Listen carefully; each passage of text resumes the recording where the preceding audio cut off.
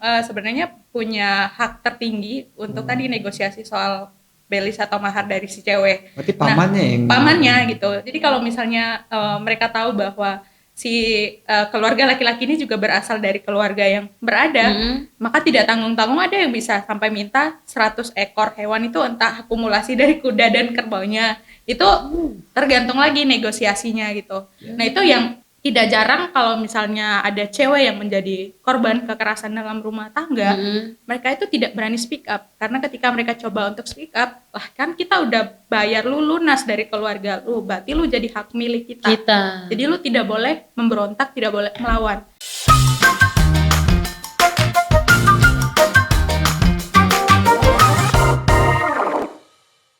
Kan kalau di NTT tuh biasanya terkenal sama belis ya Kak, atau mahar itu sendiri. Kalau untuk suku Sumba itu sendiri, belisnya tuh kayak berapa atau kayak gimana gitu?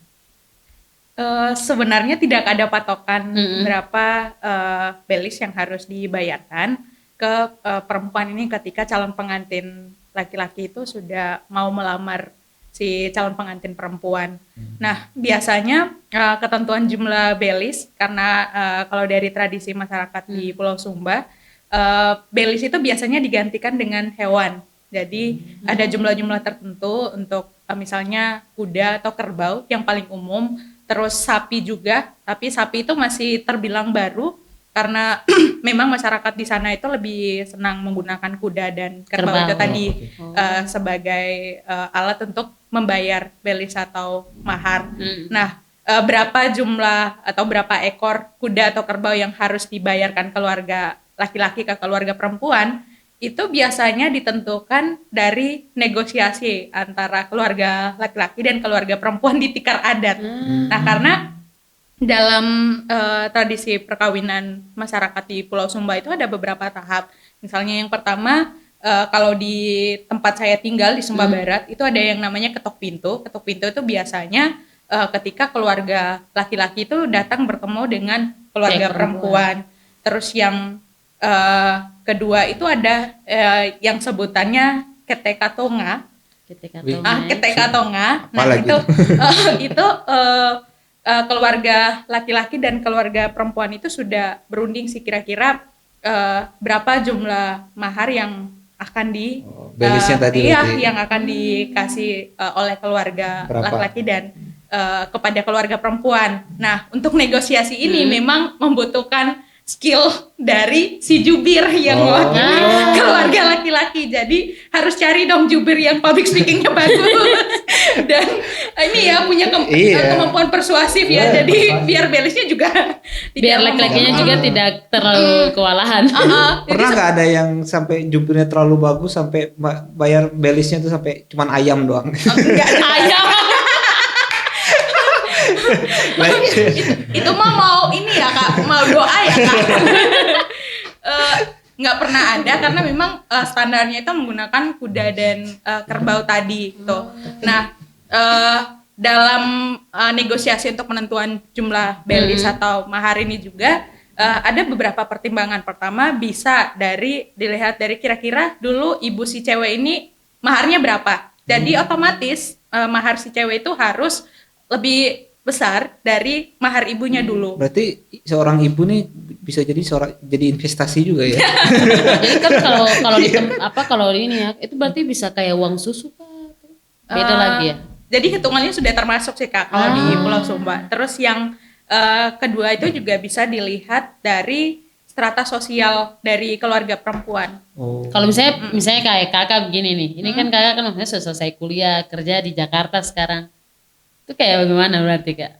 Berarti bisa disesuaikan sama pendidikannya juga tuh? Kalau saya mau minta belisnya diganti dengan rak-rak buku ya Kak. Investasi buat anak cucu. Ada nggak ya kayak maksudnya orang lain yang kayak mikir kayak gitu? Kalau aku tadi kiranya bawa minimal rumah lah 6M gitu. Ganti buku ya. Sebenarnya tergantung kesepakatan. Jadi strata sosial perempuan juga itu berpengaruh. Kadang ada juga yang memanfaatkan. Saya tidak bermaksud untuk kemudian mengkerdilkan pemaknaan kita soal belis tadi sebagai salah satu tradisi yang memang terus berlanjut di Pulau Sumba.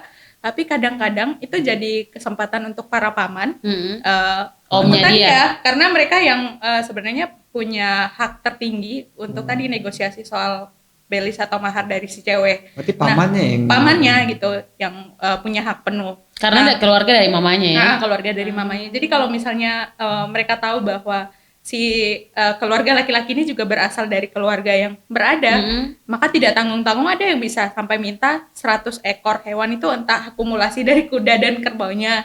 Itu tergantung lagi negosiasinya gitu. Nah, kadang kan juga tadi faktor pendidikan, terus juga pekerjaan dari si cewek juga berpengaruh. Nah, ketika melihat bahwa kemudian negosiasi belis ini akhirnya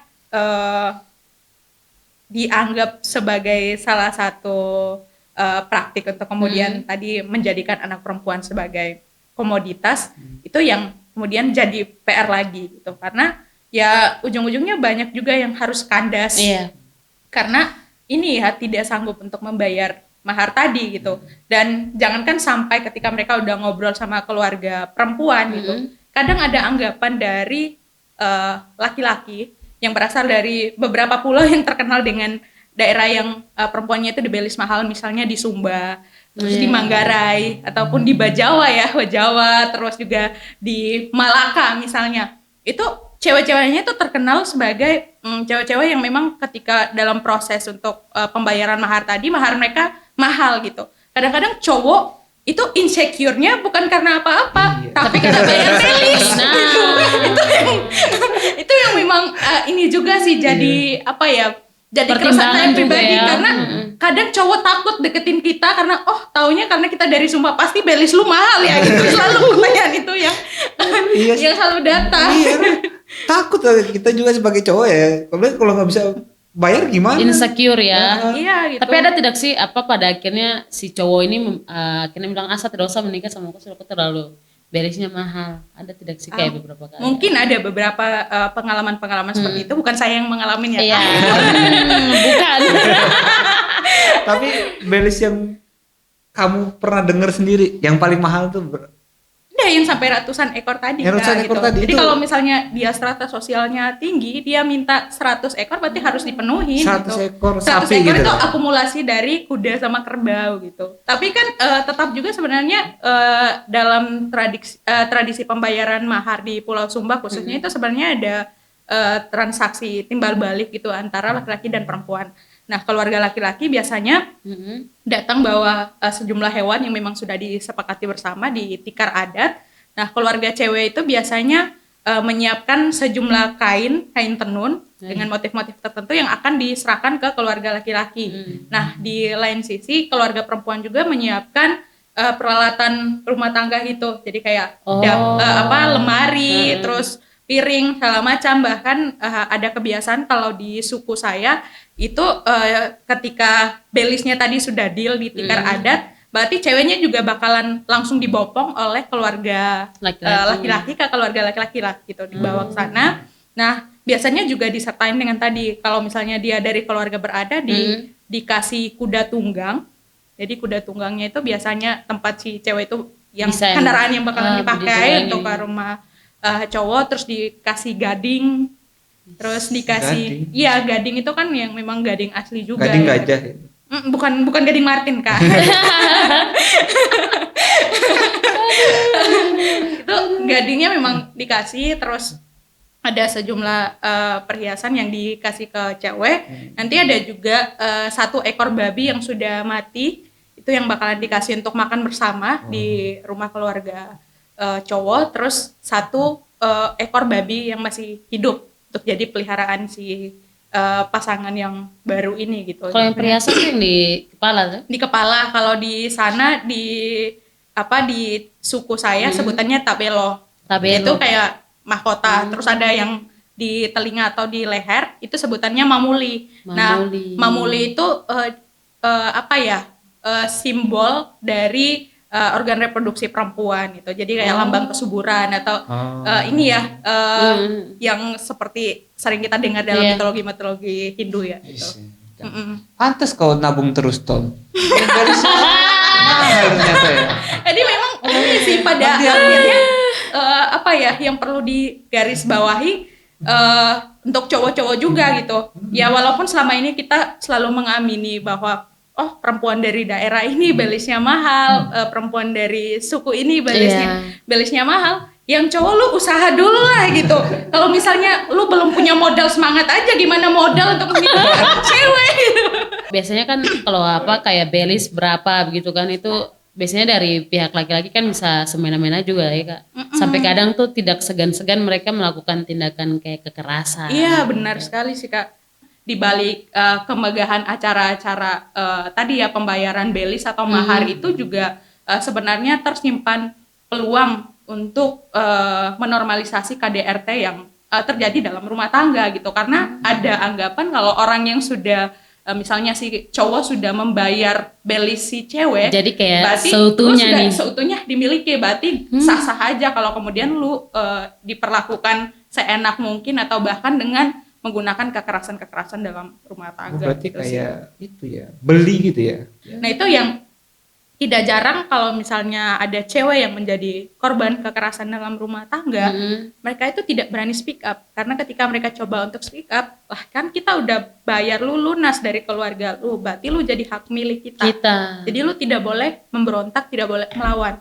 Karena kalau misalnya dia coba untuk speak up, itu bakalan dianggap membongkar aib keluarga. Atau mungkin dia jadi istri yang durhaka, tidak tahu berterima kasih, atau bahkan mirisnya keluarga-keluarga dia juga bakalan di bawah, oh kan lu datangnya dari keluarga yang tidak berada segala macam, itu juga sampai menyinggung menyinggung lagi kan gitu loh. Tuh. Nggak ada yang berani sama sekali sih. Ada nggak yang pernah speak up terus? Ada yang berani speak up, tapi banyak juga yang memang tidak berani untuk speak up gitu loh Kak. Kayak jadikan ranah pribadi. Iya, mereka mendam aja sendiri gitu karena mereka takut untuk bersuara, karena sekalinya mereka bersuara itu ancamannya bakalan berlapis-lapis yang datang, entah dari keluarga dia sendiri, entah dari laki-lakinya, entah dari keluarga laki-laki atau bahkan tetangga sekitar. Karena mulut-mulut tetangga itu juga justru lebih pedas dari cabai rawit gitu loh. Itu yang jadi ini sih gitu. Karena akhirnya kehidupan rumah tangga itu lantas jadi sorotan banyak pihak, bahkan diperhatikan oleh banyak orang gitu. Banyak orang yang tidak berani untuk speak up karena tadi takut, tidak punya support system yang cukup untuk akses layanan bantuan hukum juga susah gitu loh Kak. Apalagi untuk keluarga-keluarga yang memang tinggal di daerah pedesaan atau pedalaman gitu. Nah, yang terbatas secara literatur. Yang terbatas itu ya secara literatur. Terus yang kedua juga memang untuk mereka mau melapor juga mereka harus jalan jauh gitu loh Kak, jalan jauh ke kota untuk mengakses layanan-layanan bantuan tadi, entah untuk konseling atau juga kemudian untuk melapor ke aparat penegak hukum. Itu transportasi butuh biaya, tenaga, waktu gitu loh. Mendingan saya habiskan waktu untuk tadi masak atau berkebun gitu. Jadi memang banyak yang ini sudahlah pasrah saja daripada terjadi konflik lagi. Menyangkut itu maksudnya ada tidak sih kayak orang yang kayak dikasih banyak begitu terus dia minta kayak kau harus kayak sanak begini gitu. Kalau kau tidak bisa kasih keturunan, saya tidak bisa. Akhirnya dipukul di. Ada yang kayak gitu. Jadi selalu menganggap belis dan kemudian belis itu sebagai alat untuk membeli si cewek, dan kemudian mereka menganggap si cewek ini lu adalah mesin produksi untuk anak sebagai generasi penerus dari keluarga itu. Ya ini ada banyak, jangankan minta berapa anak ya Kak, ada cewek yang telat hamil pun itu diomongin, lu kenapa sih tidak hamil-hamil, kan kasihan nanti ketuaan, mandul. Kadang kan kalau misalnya ada cewek yang mandul atau mungkin memang secara biologis, secara aspek medis juga dia itu tidak susah tidak bisa untuk mengandung, itu yang disalahkan selalu ceweknya, nggak pernah mikir si cowok, jangan-jangan cowoknya juga mandul gitu kan. Itu yang memang harus ini juga sih harus dipahami oleh masyarakat di sana. Belum paham gitu. Ya berarti ya. Ya jangankan ngasih jumlah anak itu dulu kan Kak. Bicara soal pemahaman mereka tentang hak kesehatan seksual dan reproduksi dari perempuan ini juga masih susah gitu. Apalagi kalau misalnya perempuan yang dibelis ini adalah perempuan yang secara biologis itu belum siap untuk menjadi seorang ibu atau belum siap menjadi seorang istri kan. Nah itu misalnya kita tarik kembali lagi ya relevansinya dengan kasus kawin tangkap tadi gitu.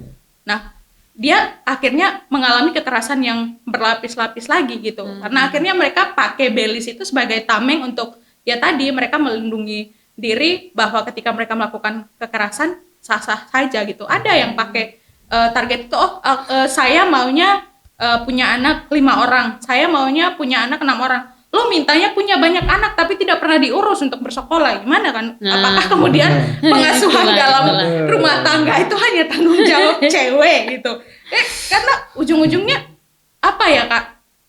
Ada cewek yang juga ketika mereka sudah dibayar maharnya sebanyak itu atau juga maharnya juga sedikit, sebenarnya juga jadi peluang ini juga tidak menutup kemungkinan dia jadi korban kekerasan gitu. Korban kekerasan karena ada penelantaran misalnya dari laki-laki atau juga kemudian lingkungan tempat dia tinggal itu sudah tidak kondusif, banyak cewek yang kemudian juga mereka itu memutuskan untuk mereka merantau, entah menjadi TKI ataupun menjadi perantau. Sebenarnya untuk menghindari hal-hal yang ini ya. Selain untuk menghindari itu karena secara ekonomi dia harus menghidupi anak-anak dia. Ya, karena ditinggal sama suaminya tadi yang ditinggal sama suaminya cuma leha-leha, cuma jalan sana kemari atau bahkan ngambil istri lagi. Itu banyak sebenarnya Kak, kejadian-kejadian seperti itu. Saya tidak mengarang-arang karena ya di lingkungan tempat saya tinggal saya banyak menemukan kasus-kasus seperti itu gitu. Nah akhirnya kemudian perempuan ini yang mikul beban double lagi, harus banting tulang lagi. Apakah saya harus melindungi diri saya sendiri ataukah saya harus melindungi anak-anak saya lagi gitu? Itu yang memang apa ya Kak, menjadi keresahan banyak orang juga gitu, khususnya yang hidup di daerah-daerah yang memang tadi menganggap wajar KDRT atau kemudian menempatkan perempuan sebagai warga kelas kedua. Jadi apapun aktivitas hidup dari perempuan itu didikte oleh konstruksi sosial, bahwa apapun putusan-putusan perempuan ini tidak boleh melanggar norma atau moral yang diwajari oleh sekelompok masyarakat di situ, yang berlaku lah gitu Kak. Karena kalau kita tampil beda dianggap ya kita tidak tahu diri, lupa adab, atau ya